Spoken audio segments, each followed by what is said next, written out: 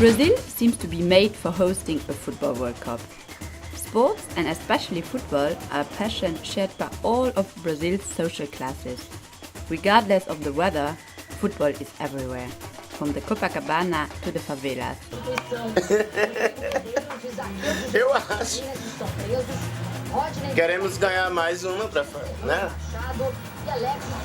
Queremos ganhar o Hexa, né? Campeonato, se Deus quiser, vamos ganhar. E tá tudo bem. Brazil witnessed a huge economic boom over the last decade, becoming the world's seventh largest economy. Hosting the World Cup in 2014 can be seen as a celebration of the newfound wealth. But those images illustrate the World Cup too. The difference between what Brazilians understand as the World Cup of the fun and parties and getting together with family, the cultural World Cup, has nothing to do with the FIFA World Cup, and that you can't really bring these two together anymore, and that's where the tension is. When I was visiting the country during the last months, Brazilians' dissatisfaction erupted into several demonstrations. Aggressive police interventions have become common. What are the Brazilians so distressed about? How is their mood before the World Cup, and what is actually done to answer their concerns? There is still a huge gap between social classes in Brazil.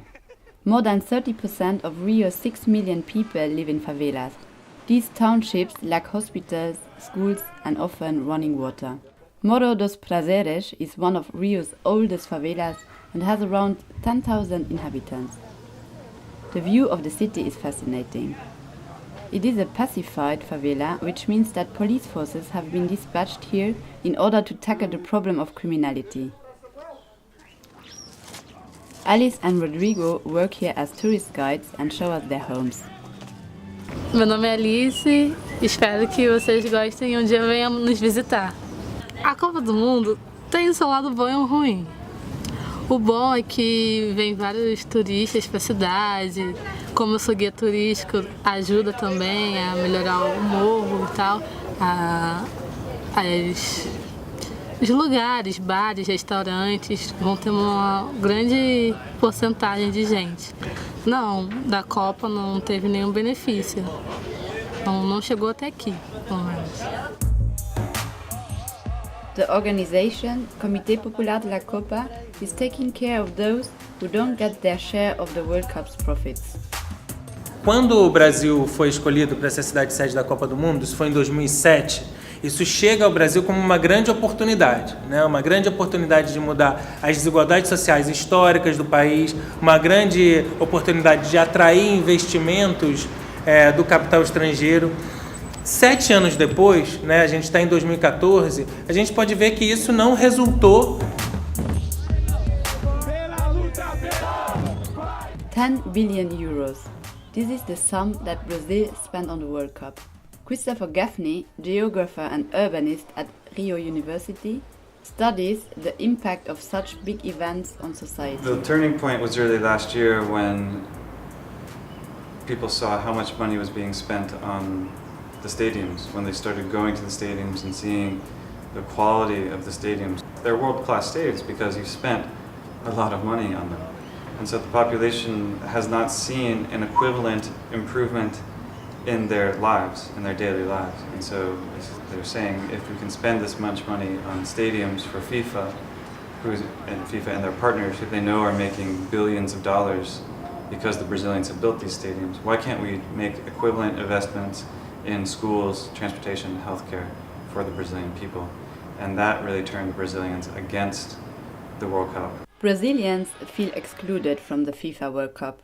In addition to this, FIFA is exempted from paying taxes in Brazil while imposing a number of conditions on the Brazilian state to maximize its profits.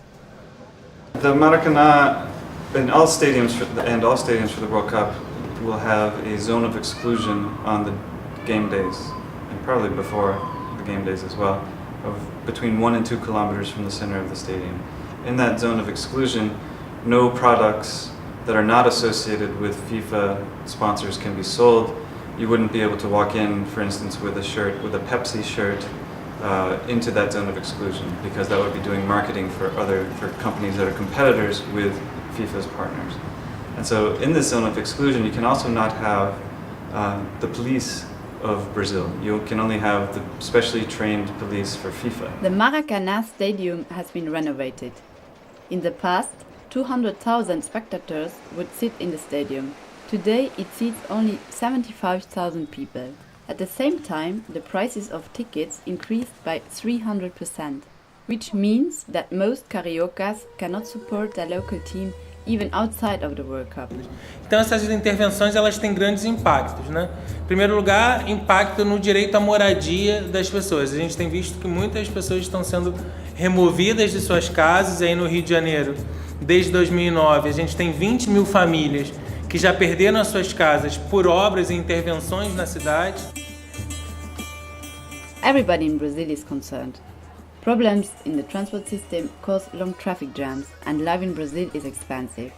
Food prices and rents are very high compared to people's salaries. The average salary in Brazil is around 260 euros a month.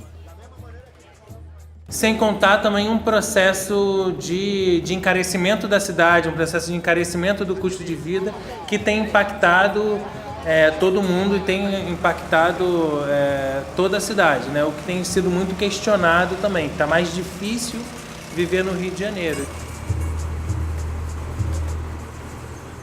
The citizens of the Santa Teresa neighborhood do not necessarily share the same opinion about the World Cup.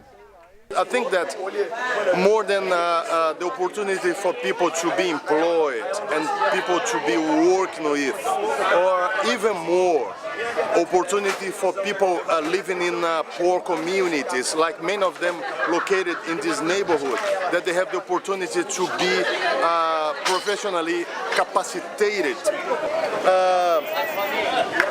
Money will come to this country, recognition also. O Brasil é o país do futebol. Todo mundo, lógico que na hora da Copa, todos vamos torcer pelo Brasil, vamos torcer para que o Brasil ganhe a Copa e tal. Mas a impressão que eu tenho é que todos nós brasileiros sabemos que a Copa é uma grande negociata, é um grande negócio, tudo que foi prometido de benefícios para a população não vai acontecer.